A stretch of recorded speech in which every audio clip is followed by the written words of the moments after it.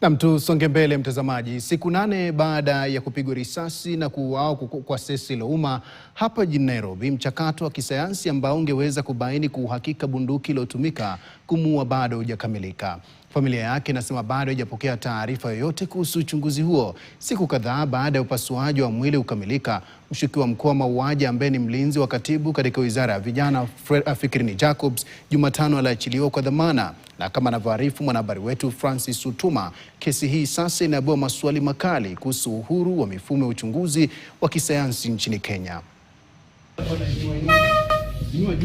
Ni wiki moja tangu Cecil Ouma mwenye umri wa miaka 28 kupigwa risasi akiwa ndani ya gari la katibu wa Wizara ya Vijana Fikirini Jacobs. He died as a result of a single gunshot wound to the left side of the chest. Uchunguzi wa kibalistiki ambao ni hatua muhimu ya kisayansi inayoweza kubaini silaha iliyotumika kufyatua risasi hiyo bado haujakamilika wala matokeo yake kutangazwa hadharani. Bwana PS bado yuko ofisini na hata wakituambia already investigations zinaendelea. Watafanya je investigations kama bado yule mhusika mkuu bado yuko katika ofisi yake anafanya shughuli zake za kawaida kila siku? Kukosekana kwa maabara huru ya uchunguzi kunailazimu IPOA kutegemea maabara ya kitaifa ya uchunguzi ya DCI hata katika kesi zinazohusisha maafisa wa polisi, swala linaloibua changamoto ya uchunguzi wa kisayansi nchini.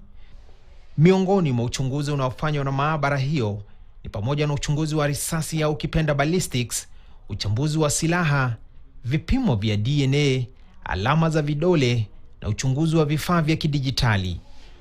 Wataalamu wa sheria na wanaharakati wa haki za binadamu wanasema mfumo huu wa uchunguzi huenda ukadhoofisha imani ya umma hasa katika kesi nyeti zinazohusisha maafisa wa polisi. We are asking IPOA, do not handle this case the same way you are handling Rex Masai's case, where you come back and say that there is no evidence.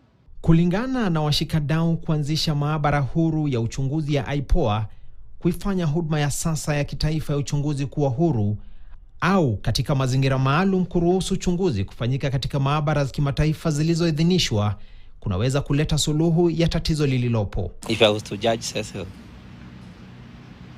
I would say he's the biggest gentleman you can ever meet.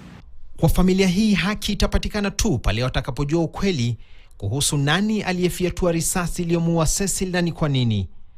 Lakini hadi swali hilo lijibiwe kikamilifu, uchunguzi wa kisayansi bado haujakamilika. Francis Utuma, KTN.